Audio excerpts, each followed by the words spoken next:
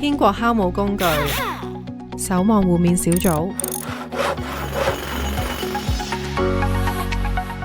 請打開天國酵母手冊，跟住一齊聽。耶穌話：多給誰就向誰多取，多託誰就向誰多要。路加福音12章48節。耶穌講過好多關於守望問責嘅小故事，好多真理亦都話俾我哋聽。我哋自己嘅言行係要向神負責。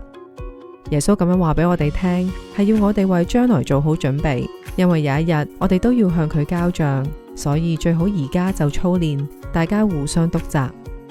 守望小組係由2位至3位同性別嘅成員組成，弟兄同弟兄一組，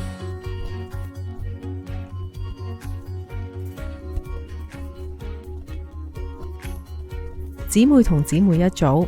1個禮拜見1次面，用問題討論嘅方式幫助大家揾出邊度做得好，邊度需要改進。每一位跟隨耶穌嘅人，一切言行都要向神負責，所以我哋要嚟操練守望互勉。守望互勉小組係天國酵母工具包裏邊另外一個簡單嘅工具。